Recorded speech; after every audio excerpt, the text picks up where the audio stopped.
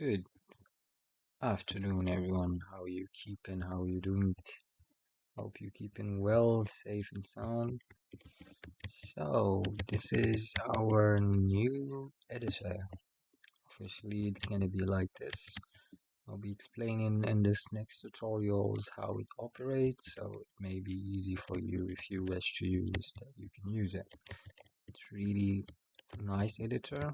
Not really heavy on the processor you can work with, but it doesn't yet have much features. We will be adding in the new versions later on. So just 1 second. I just gonna need just to add a few things before I can show you a demonstration.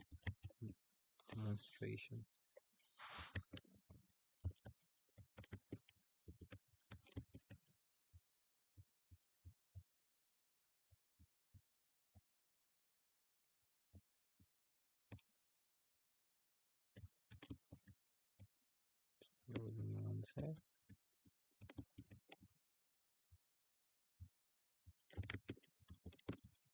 I can demonstrate to you how it operates.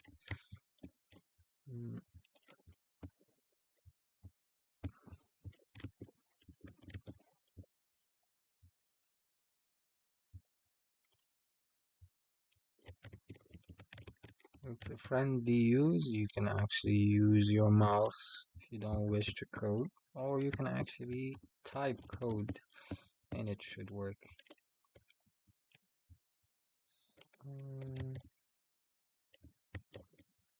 Sorry for the delay, just a few small things.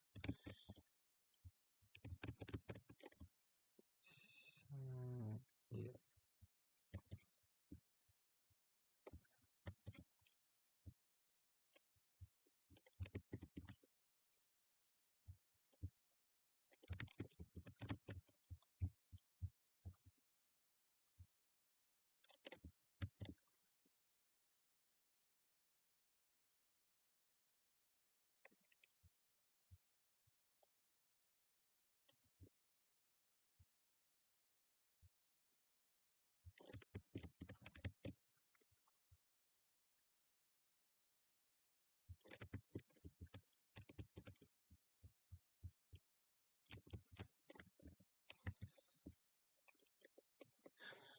So, our system, as you can see, would be like this. Empty, you don't have anything yet that you can use. You can open file, folder, project history.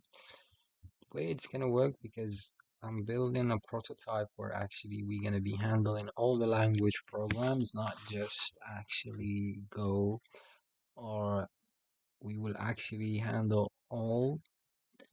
And I have created a new way actually where you're gonna be using your own, you create your own language, in other words, where actually to you it will be appearing however you would like it to be, but within the process of compiling, it will be compiling with the language and the process that you would like. So for example, if you want to write a function, you can actually now customize it and put it like a F, and it should be working. Define it as any word, any variable, any word that you would like a function fn, for example, without completing the sentence. Give it another. So you would actually have a visual and full customization where you can actually create your own language, and you don't need actually to be aware of all that. You just need to define them in the first time, understand the logic, and then you can create your own functions, how you can call them, and how statements and declarations. Now let's do a demonstration. So you're gonna open your engine, you're gonna upload your engine folder. Sorry, just 1 sec.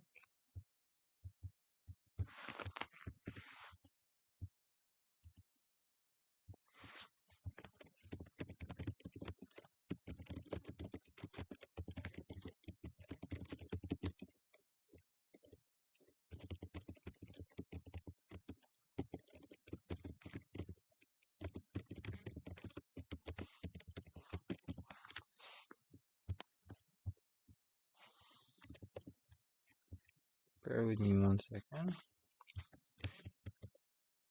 Should be actually working. It's just the button need to be redefined again.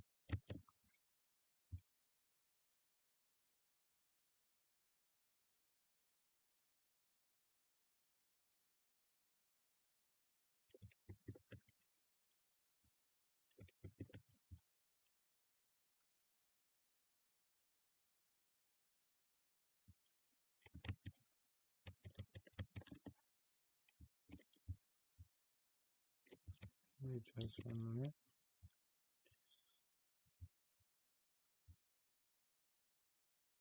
Okay.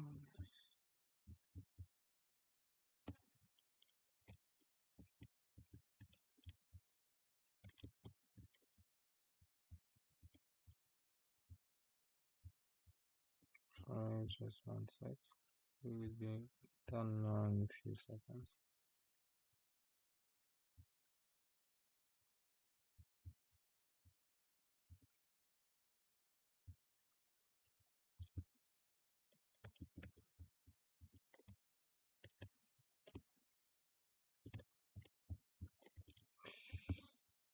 So now it's supposed to be working.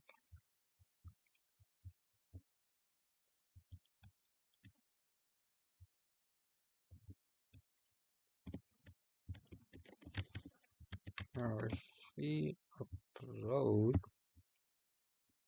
we get this. So you're not gonna see the files, but there is files inside. The way it is, it's you just gonna upload a package. At the moment, the package, you're not gonna be seeing any files. But if you run through the file location, those are the files that they are in that location. So we are picking the folder, but we're not displaying. Sorry, I'll be showing you now.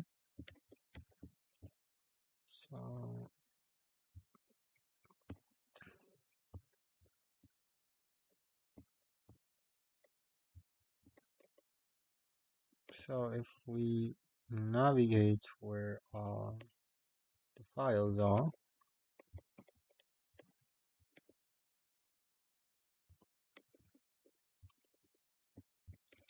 as you can see with me in this screen, the file locations, they're located here. So those are the files inside our compiler. So that's our engine. So once we gonna select the engine, I think you are not able to see nothing. My apologies for that. I'll be sharing the entire screen so you can actually see with me. So give me just 1 sec. So although because I have code side, but anyway, it's not a big deal. So there you go. Now you would be able to see with me the steps. So if you can see over here, this is our location folder. If we go to that location, which should be this one over here, just to not say that it's different or that, we have already copied the location file. We're just gonna add it here, enter.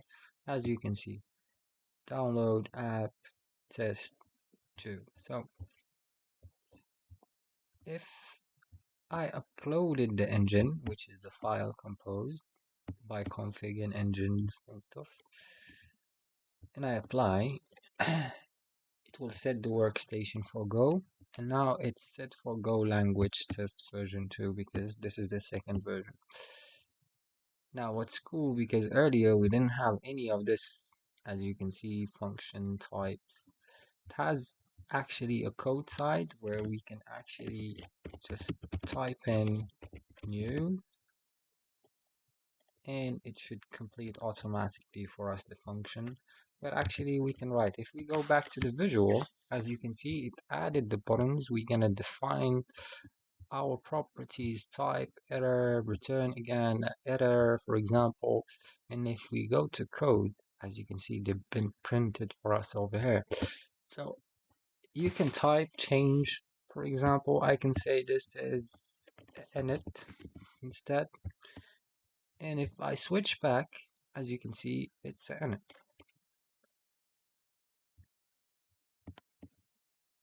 we can re-click back again. I just gonna need to add delete again, which was removed on the previous version. But anyway, at the moment we are still working into the process. Like I said to you, they're gonna be future where actually you're gonna define things. If you look over here and you went to visual alias, over here you can rename things. Like an alias for a var, for example, you can give it here. Let me see, alias for function. So let's do, for example, I would be liking to call a function nv, something new actually. Why would I like, then apply? I would apply, so it's gonna apply that nv is automatically becoming a function under my alias. So if I put nv, as you can see, it's highlighting automatically in blue. If you see sorry for that, nv func, for example, my app, and I'll stop until here, should actually define it as a function. But nv my app, just one sec, and then we finish it completely, so we don't give the compiler. Now if you see, it's gonna swap it back. So we're still gonna be fixing that. It's a bit complicated process because I'm gonna need actually to go inside the config, which I didn't want to do actually. But this is our config. So your config supposedly to be looking like this exactly. So if you don't put it like this, it would not be actually able to read things for you. Now our problem here, because we have not added the alias over here.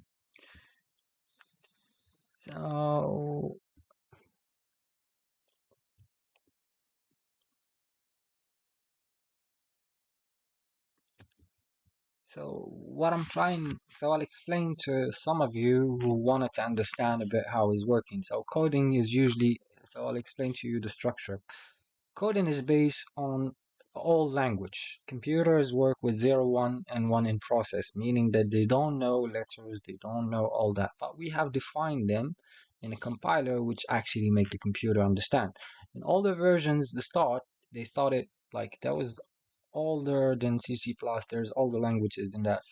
Fortness, I think, Fortune, I think, and anyway, there's other languages. So we are using now CC, like for example, we're like what happened is like CC+, they used it and they created Java. Compiled functions, created function, declare variable, declare key types, and then they made it to Java.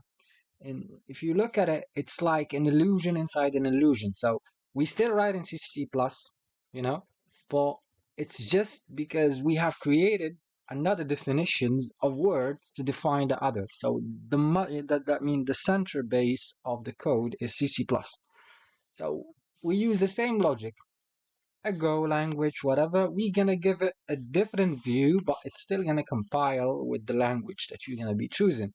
You're gonna be putting Go, or you're gonna be putting C++, or you're gonna be whatever. So you can give it an alias name for whatever you want, which is gonna be appearing to you like codes, which is like you defining your own way of coding, your own comfortable way of writing syntax, defining types, so you can be comfortable, And we wanted to make a JSON file like this one, actually controlling the way things will appear in the other side.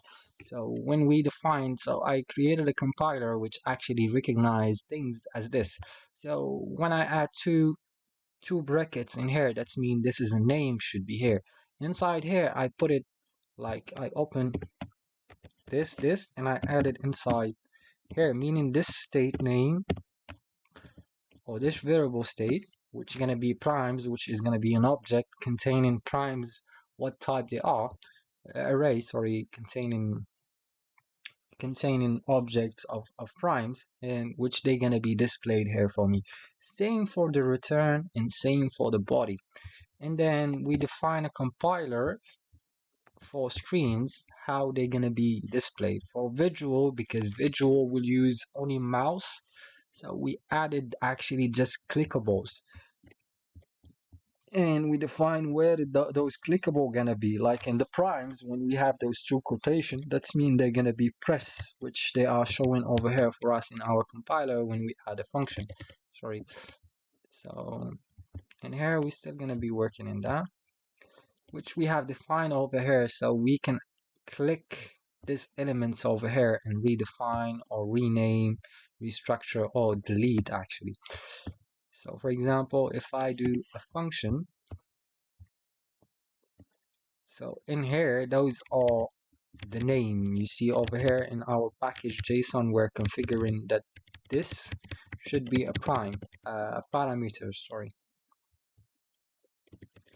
If you see over here, a prime, because it has this two marks. Sorry, it's not this one, it's this one. Because it has this two marks, it's mean it's a pressable. There would be a press there to add. So if we click here, it should open for us the primes, which should be types.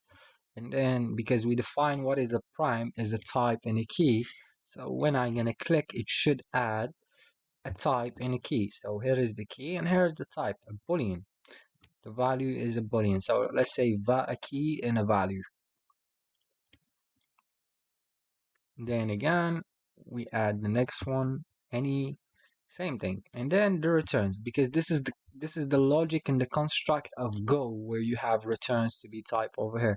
We're still gonna be working, because over here in returns, it should never give us a definition for a name. But since it's still not actually yet ready, still read only the quotation marks.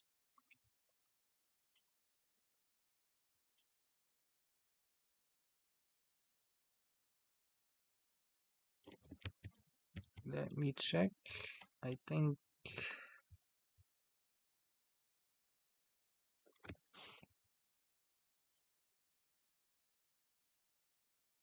the problem is in the returns, where actually the compiler is not reading the returns correctly. We'll give it a look, don't worry. At the moment, I was just explaining to you the logic of the compiler. And I have actually multi-compilers, so if you're wondering, there is actually more than that. The project will actually cover, I can show you an example of compilers. The project at the moment is running onto those languages at the moment. I'm still working on those and also working in this side. It's just configuration sets that I have been setting down. So it's gonna be Rust, Node.js, CC+, Dart, and a Go, and maybe Python, not sure 100%.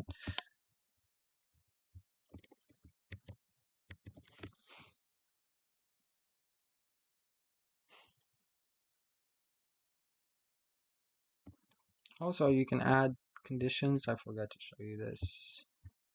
You can add conditions, you can add argument 2, argument 3, depend on what function you are using. This is the print log and lines you can delete. If block else, also, sorry. Assign, seems like it's actually passing all as a sign, and if blocks, it's not working. Return statement.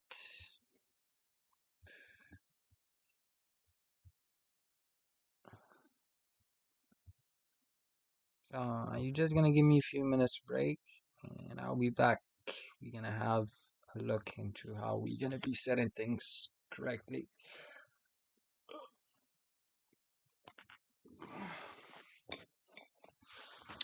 As I said, the purpose is actually to facilitate learning, because the way I see it, when you start coding, as you can see now, it's starting reading as nav, not a function, which is a nice thing. That's mean we're using an alias to call functions, but it's reading it only in this side, which we need to print it in this side. So it is working. So for example, if I write here nav, it should go over the other side and put as a nav or a function. Uh,